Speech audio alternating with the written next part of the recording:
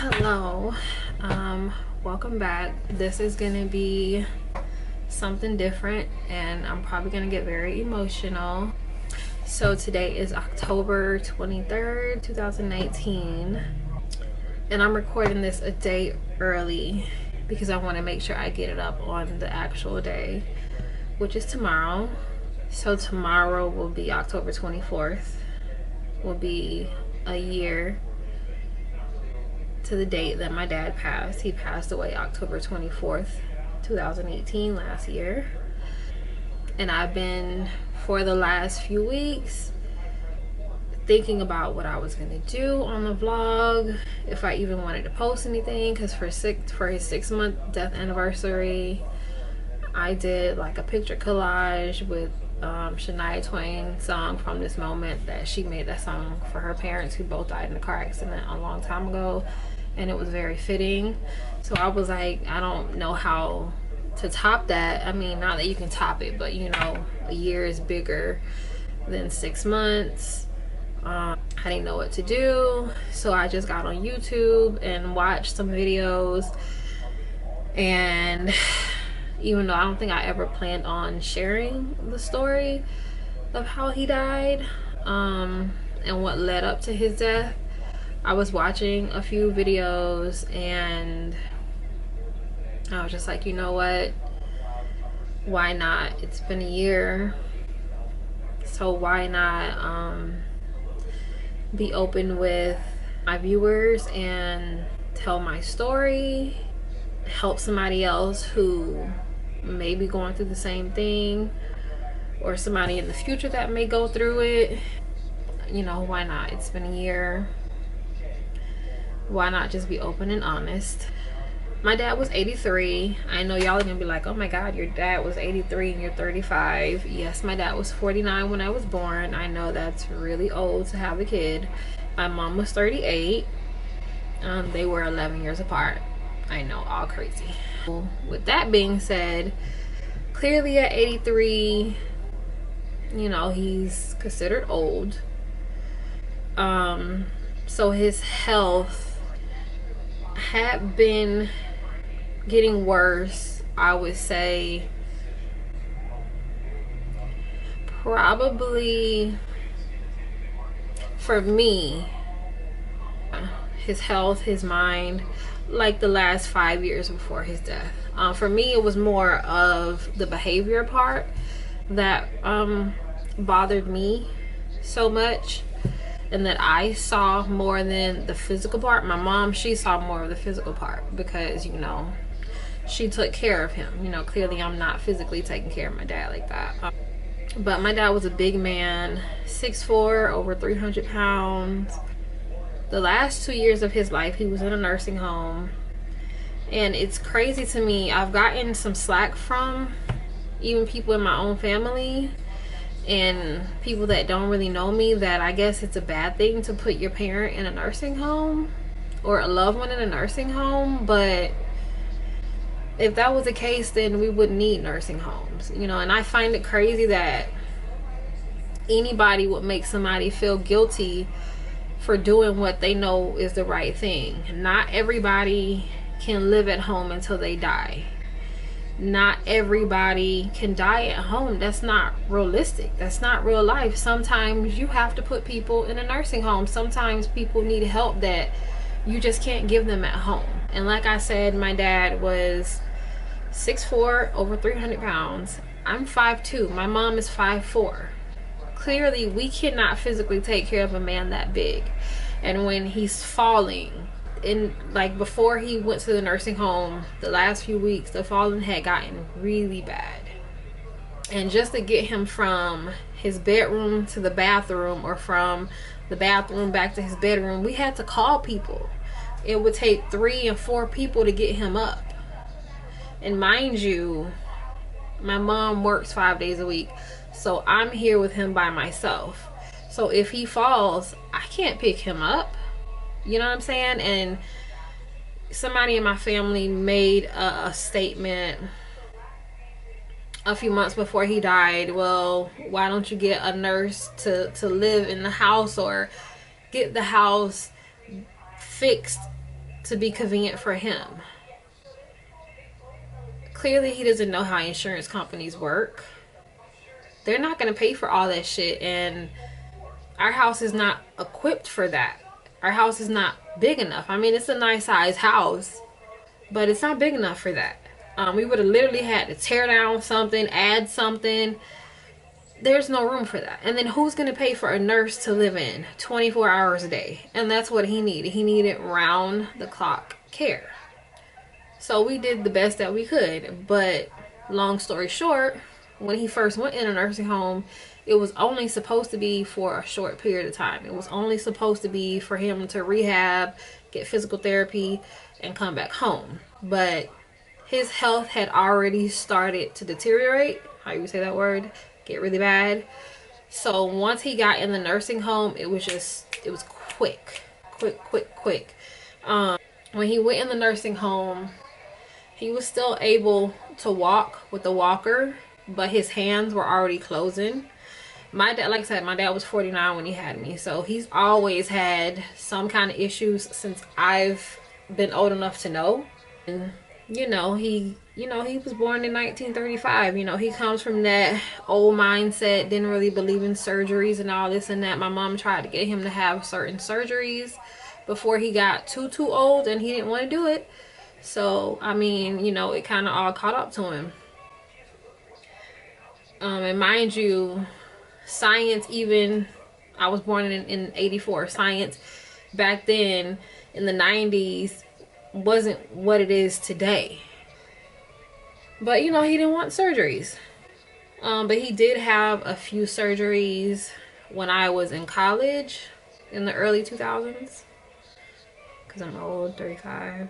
But when he went to nursing home, he was walking with a walker, but his hands were already starting to close. He could barely dress himself. Like, I had to help him put on the shirt. He could only put it on halfway. He could put his pants on some kind of way. I don't know how, but I wouldn't have helped him with that anyway. Like, I just don't believe in a girl seeing their dad a certain kind of way. That's just how I see it. I'm not going to get into all that. My mom had to bathe him. He couldn't bathe himself. He was having accidents on himself. But he fell at the doctor's office, and that's how he ended up in a nursing home. He drove himself to the doctor's office. This was on a Friday, and he was in a nursing home by that Wednesday. I had to help set it up, but he fell and he broke their wall.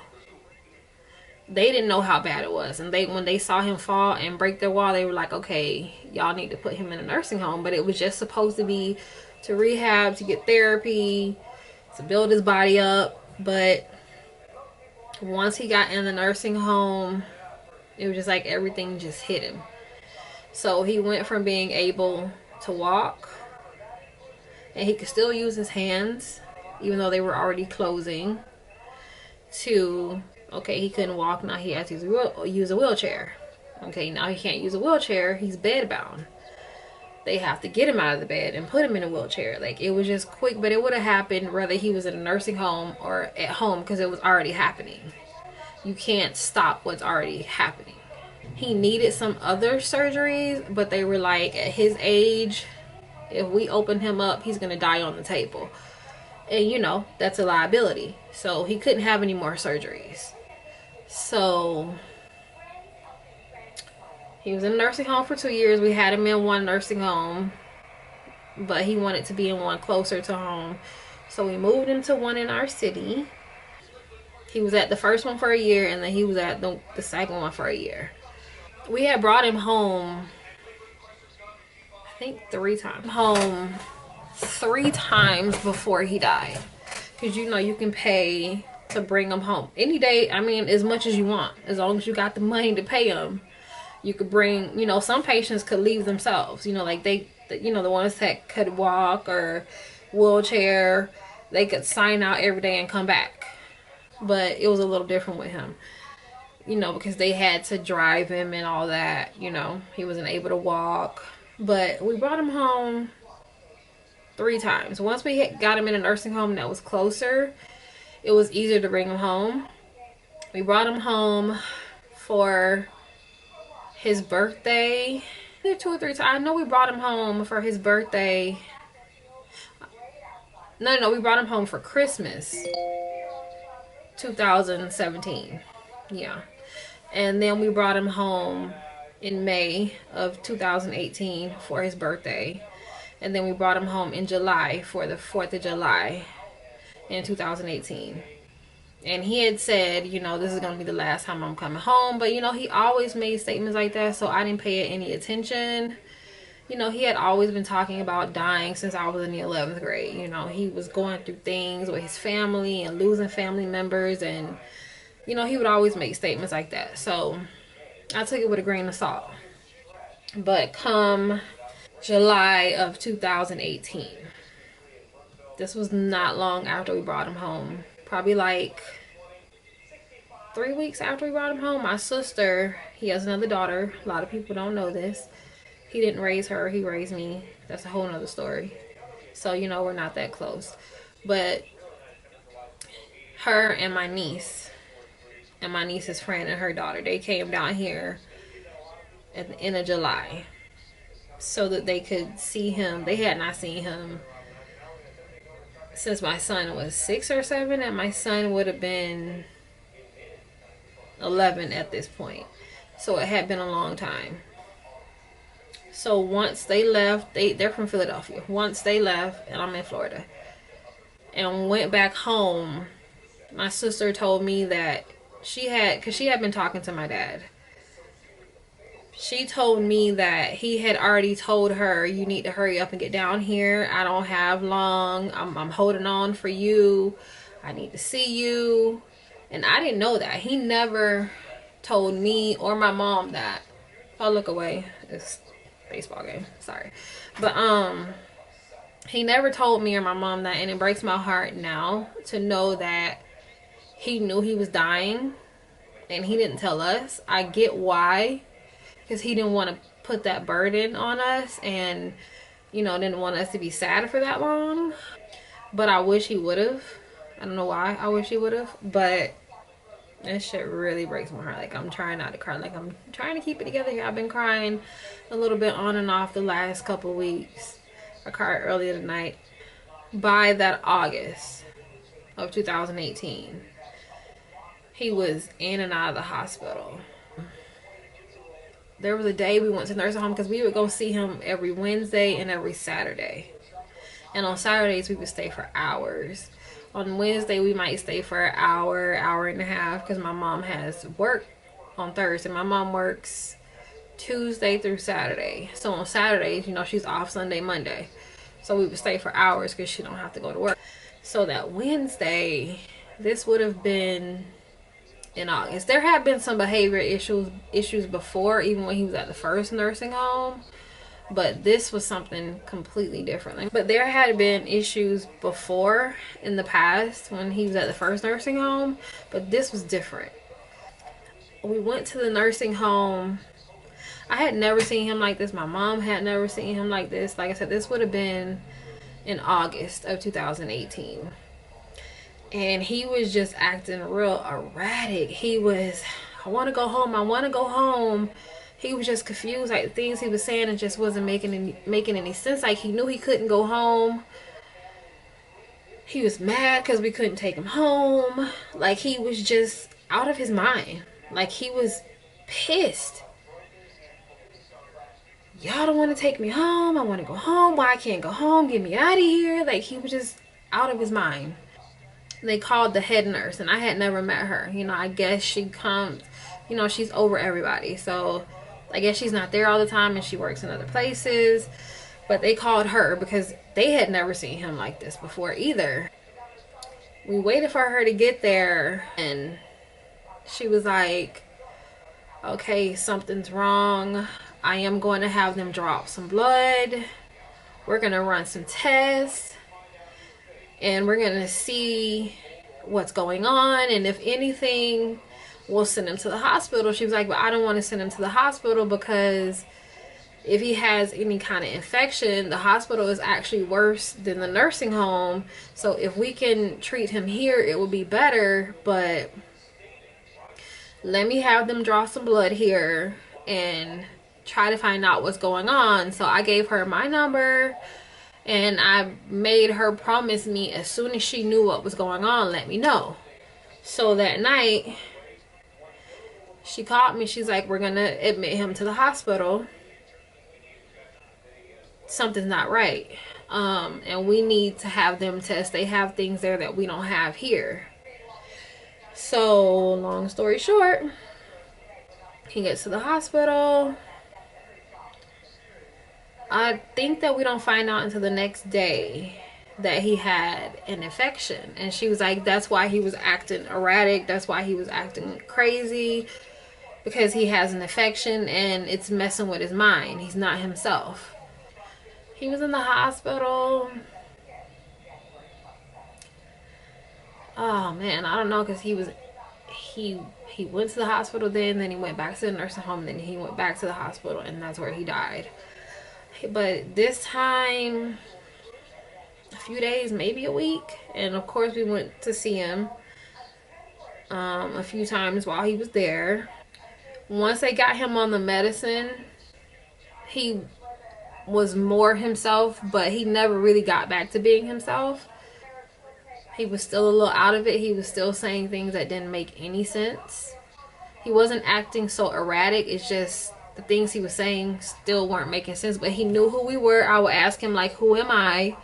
You know, who is my son? He knew who we were. It's just he was saying things that weren't making sense.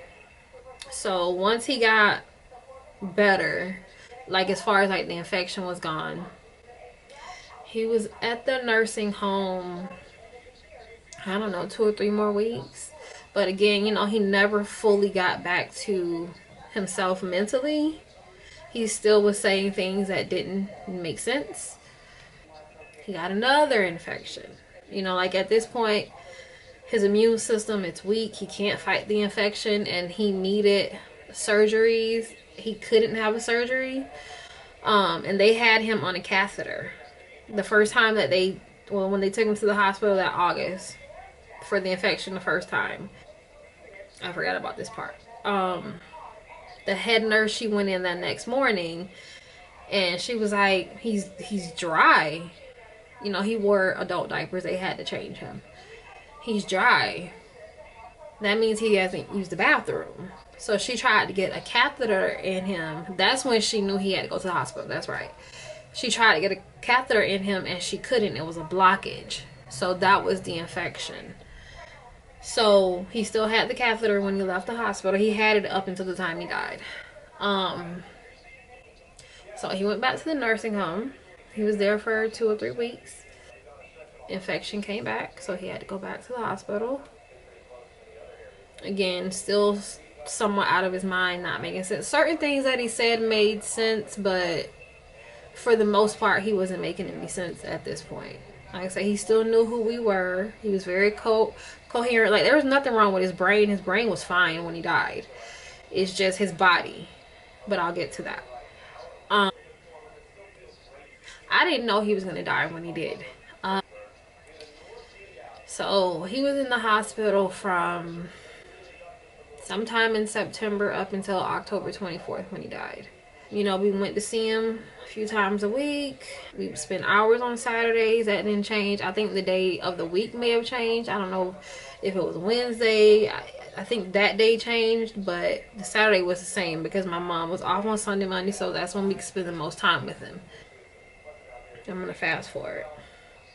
At some point, they had him in, I want to say ICU. I don't know what part, I'm not sure. But it's where they get the most care. And they didn't say it right then. Maybe they didn't know right then. But this was like right after he had, I want to say this was right after he had got resubmitted. I don't know, like all of that is just kind of a blur for me. Like, it was one of the head nurses at the hospital. You know, she was like, you know, your dad needs surgery, but we can't give it to him. Kind of just more or less, you know, not like they were giving up hope, but He had gotten the infection back, and then he had got he had gotten a bacteria, and that's actually what killed him. That, and because he needed the surgery and he was backing up on the inside of his body. But we had to wear the gown and the gloves because it could be contagious. Not contagious where it could kill us, but you know, it was a contagious disease or bacteria, not disease, bacteria. You know, they kept his body warm. I guess he must have already been in the process of starting to die. I don't know, but you know, they kept like warm blankets on him. Like when he first went back, he was talking good. Like he wasn't making sense, but he was talking good. He was moving okay. But at this point, you know, he started to get darker. He wasn't really looking like himself. He wasn't talking much. So just kind of more or less, I think we all just, you know, kind of knew. Like he wasn't eating. I mean, it had been weeks at this point since he had, even when he was at the nursing home. The last few weeks, he was barely eating. And when they get to the point where they're not eating, but at first it wasn't him not eating because he was dying. It was he felt like he didn't have an appetite. He felt like he could not swallow, like he physically couldn't swallow the food. And from what the nurse is telling me, that's because of the infection. I don't know, but it was physically he felt like he couldn't swallow. And then it just kind of, he just couldn't eat. So they had him on food through the IV in the hospital. I'm gonna fast forward to the Saturday. My dad died on a Wednesday. October 24th last year was on a Wednesday. That Saturday before, the hospital called me. And again, my mom was at work. And they called me and they're like, your dad is dying. Like, that's when they said it. They were like, at this point, there's nothing else we can do. We need y'all to get to the hospital. And this was early. This was probably like 10 that morning. And I was asleep. You know, I'm a night out. I go to sleep in the morning. I had only been asleep for an hour or two. They call me. And I'm scared to call my mom. She works at Disney, which is about 30 minutes from here. And even though that's not far, that's far to go when you found out that kind of news. You know, and my dad always told me never call her at work with bad news because she has to come down that road. But then my family, they were like, you need to call her because she doesn't need to wait until it's time for her to get off to find out. And plus, she needs to be there with you right now. I didn't know what to do, but I had to do it. But I knew that her managers at her job would take care of her. She's been there for 45 years. They love her. So I knew that they would make sure she got home. So I had to make that tough call and tell her, you know, the hospital called. They said he's dying. We need to get there. We get to the hospital sometime after noon. And they had already told me that they had him on a breathing machine. And I didn't know that there was more than one kind of breathing machine. She told me that it was a mask. It wasn't the one that was down his throat, thank God. I get to the hospital, and my second mom, who is my mom's nephew wife, she's always been like a second mom to me. They get there, and my parents were not legally married. They were together for 53 years, but they were not legally married. My parents were together for 53 years, but they were not legally married. The head nurse, this is a different head nurse, which we had been dealing with her the whole time. She's young. She must be doing good for herself. She's a head nurse and she's so young. She tells me, and this has never been talked about, I never thought this was something that I would have to do for either of my parents if one was still alive and the other one was dying. She came up to me and she was like, you have to be the one to sign these papers to either keep him on life support or take him off life support. And if and when, well, when, it wasn't an if, he gets to that point, or if we're going to resuscitate him or not. And I was just, what? This has never been talked about. Neither one of them ever talked about If one of us go, you're gonna have to be the one because we're not married. Nobody said nothing to me. So for this stranger, this nurse, to tell me this, and this is life-changing news. My dad's life is in my hands. What do you mean? You know, it would have been different if it would have been talked about. And I already knew, like, if one of my parents gets to that point, it's on me. But it was never talked about. Like, this is news to me right now. In this moment. I'm going crazy.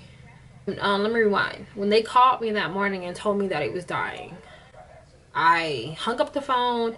And when I tell you I was in my living room screaming, I was in my living room screaming, crying. I was here by myself. Thank God my son wasn't here. I was screaming, crying. And when they told me that all the decisions were in my hands, his life was in my hands, I was hysterical at the hospital. I had to call my sister because I was just like, I can't do this. I don't know what to do. This is news to me. But I knew I wasn't going to keep him on the machine because, number one, I don't believe in that. When you get to the point where you can't live and breathe for yourself, you're already gone. And I've always known that the machines are hard on the body. And even the nurse told me, she was like, even though it's not the one that's down his throat, he can feel every time that machine goes, and you can see his body going. She was like, he can feel that. It's hurting him. But I've always known that. You know, most people know that life support is physically hard on that person, and they could feel every breath that's being forced in their body. And, you know, I would never want him to suffer. Thank God he was only on it for a few hours. I had just put him on it that morning, and she told me that they put him on it because when she went in there that morning, he was like like he couldn't breathe. So she put him on the mask, and you could see his body. And it killed me to see him like that. So my sister was like, you know, you don't want him to suffer. I don't want him to suffer. He wouldn't want to suffer. So you need to sign the papers to have him taken off the life support. And I knew that's what I needed to do, but I needed her to reassure me. Nobody else could reassure me. Not my mom, not my second mom, because that was my sister. That was our dad. Even though he didn't raise her, that was our dad. You know what I'm saying? And I'm hysterical on the phone. And she's calm. She works in hospitals. She works around people like this. And like I said, he didn't raise her, so she didn't have that relationship with him like I have. So it was a little easier for her to be like, you know, I do this every day, and you know, I don't have that same bond with him that you do. But you know, we don't want him to suffer. And then there comes the do not resuscitate.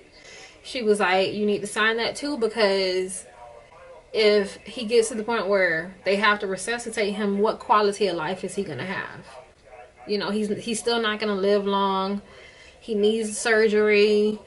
You know, he's not going to have no quality of life. So when it gets to the point where his heart stops, just let it go.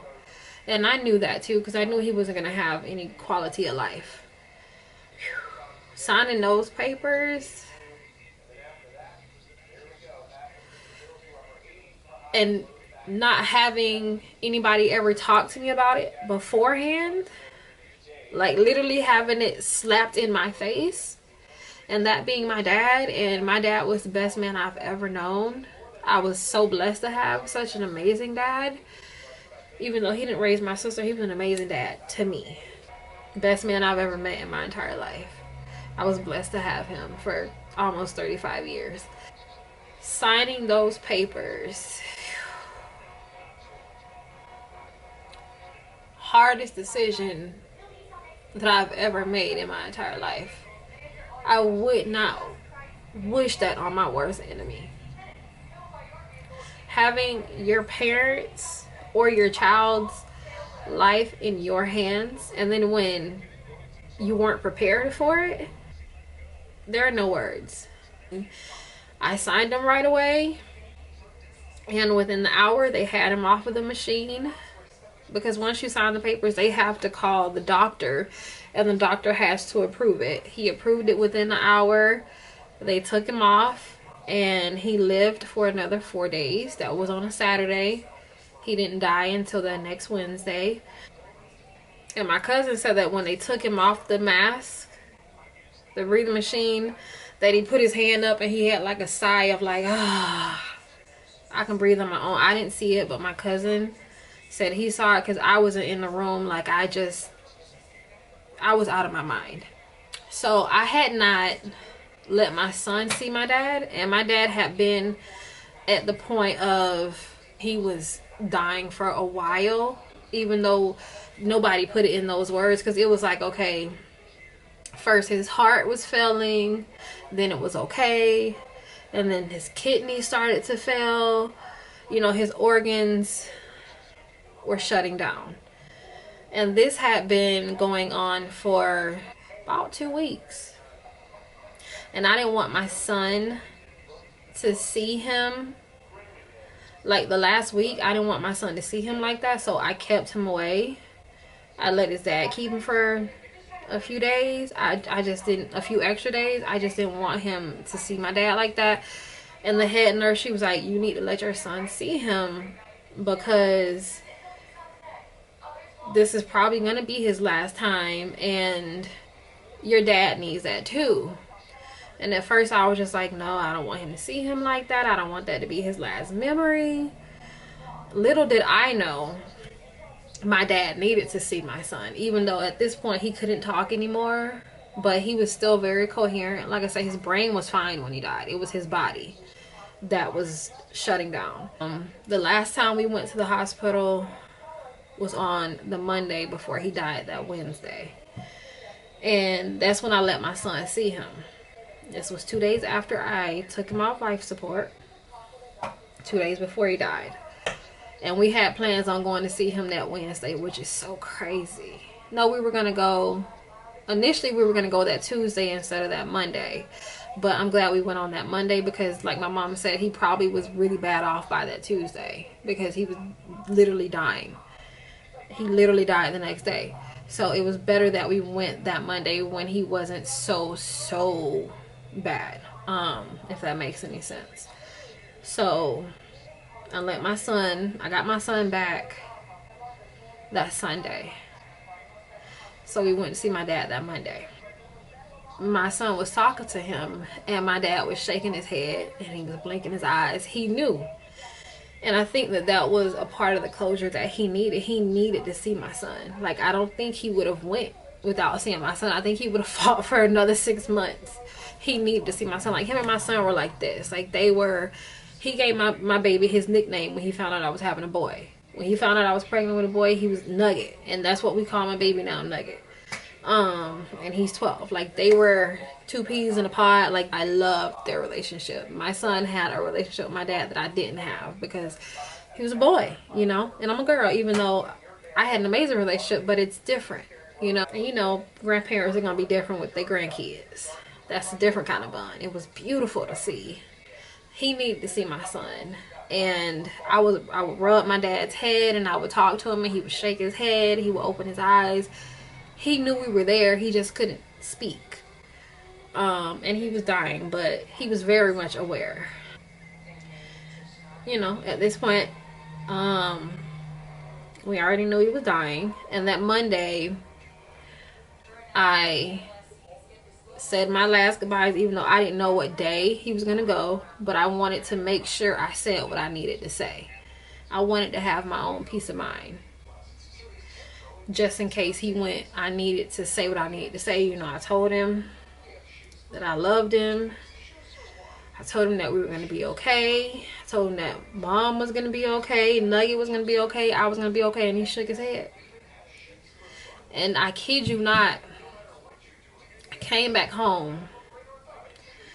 And I had the iPhone 8 Plus then. I upgraded a few months ago. And my phone was doing some crazy shit it had never done before. And I knew it was my dad. And then I had a dream, him telling me I'm okay. You're gonna be okay. Your mom's gonna be okay. Nugget's gonna be okay. It was like he heard me telling him that we were gonna be okay, and he was telling me, I'm gonna be okay. You're gonna be okay. We're all gonna be okay. So then that gave me more peace of mind because I knew he heard me, even though I knew in the moment because he shook his head and he looked at me. But hearing him, seeing him in my sleep, and hearing him say that, that gave me my peace of mind. So that Wednesday, still around the same time, probably close to 10:30, the nurse called me and told me that he had passed away. I was just waiting for that call. And when I tell you, every time my phone rang, the last from that Saturday to that Wednesday, because I knew they were going to call me, not my mom. They were going to call me because she was at work, so I was the person to call. It's like you want to get the call so that you can stop waiting to get the call, if that makes sense. You know what I'm saying? Because waiting to get the call is eating you alive. Like, it was eating me alive. I don't know if I'm going to get it morning, noon, night, in between, like 24 hours a day from that Saturday to that Wednesday. I'm just waiting, and that's killing me. You know, so it's like, as much as I don't want to get the call, I want to get the call. You know what I'm saying? Because this shit it's killing me. You know, that is so hard to know that your parent is dying and you're waiting for it to happen. You know, versus it just happening. You're waiting. And that waiting is just as bad. She called me and I was cool, calm, and collected. Not cry. We had his body out for a week and a half. Like I said, he died on a Wednesday, October 24th. We didn't have his funeral until November 4th. He was out for a week and a half. I didn't cry that entire week and a half. And that was because I got the closure that I needed when I said my last words to him. And when he came back to me, I was okay. I got what I needed. That Friday, his funeral was on a Saturday. That Friday, you know, you do the viewing.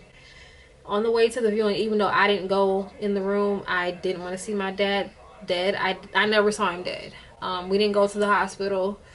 We just called the funeral home, and they went and picked up his body from the hospital.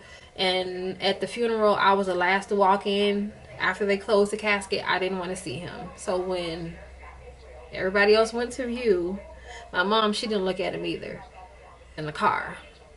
But on the way there, when I tell you I broke down, that was the first time I cried the entire time we had him out.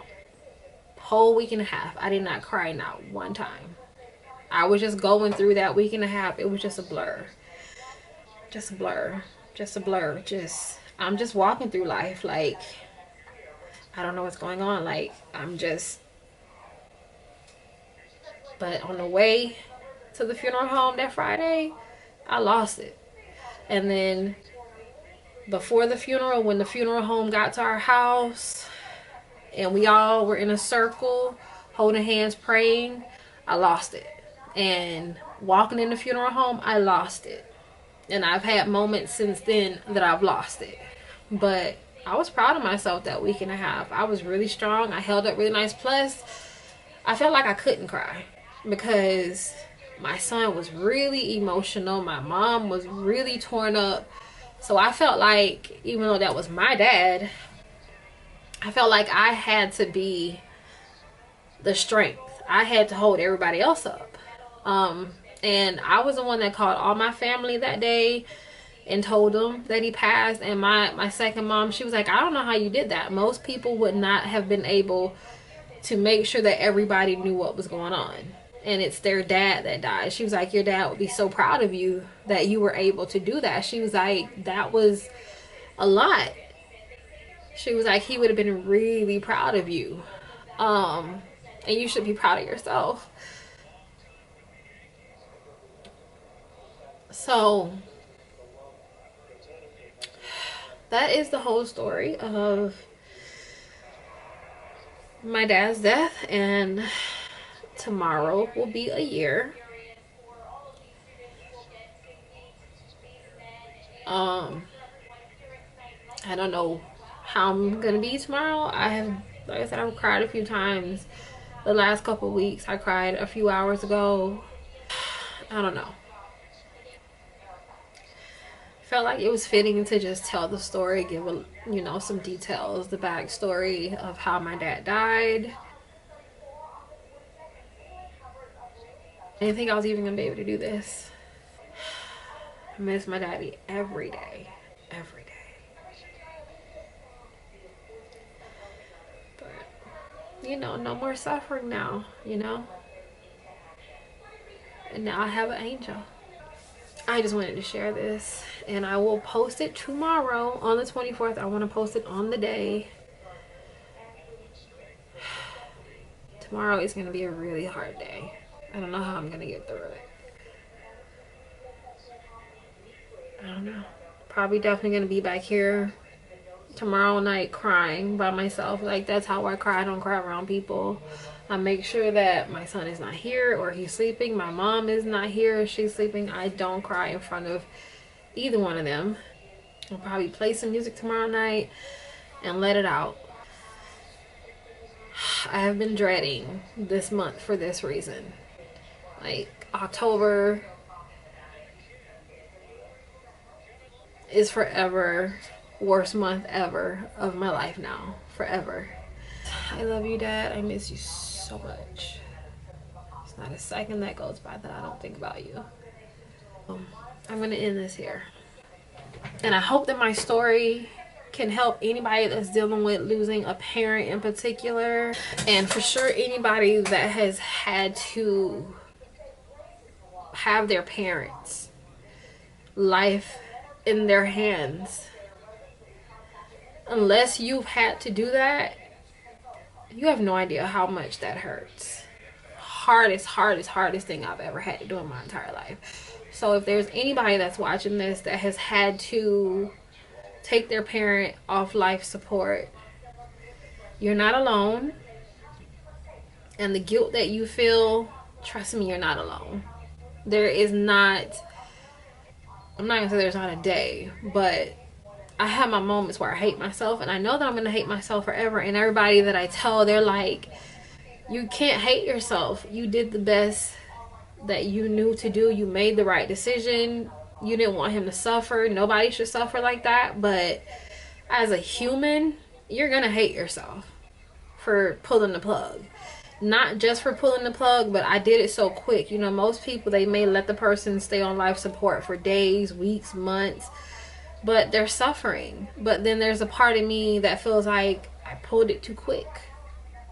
Did I make the right decision? You know, those questions are always going to be there. You're always going to beat yourself up even though you know you did the right thing. Like, that's just how human emotions work.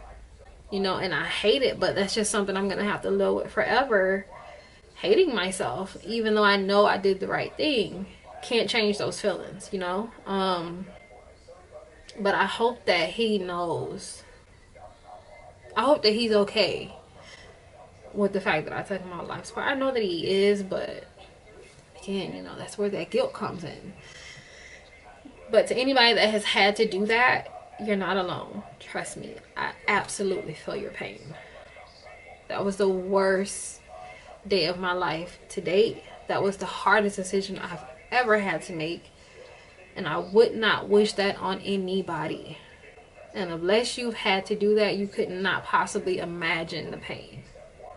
And if I'm not being emotional enough, trust me, on the inside I'm dying right now, and I'm definitely gonna cry a lot more. I'm just fighting it right now. I can hear it in my own voice though, but oh, trust me, it's gonna come out. I just do better crying by myself, or unless I'm talking to somebody face to face. I definitely would be bawling right now if I was telling somebody this face to face. I'm gonna end this here. I just wanted to share this, and I just thought no better time than the 1-year anniversary. So this will be up tomorrow on the day, October 24th. And I love you, Daddy. I miss you. Rest in paradise.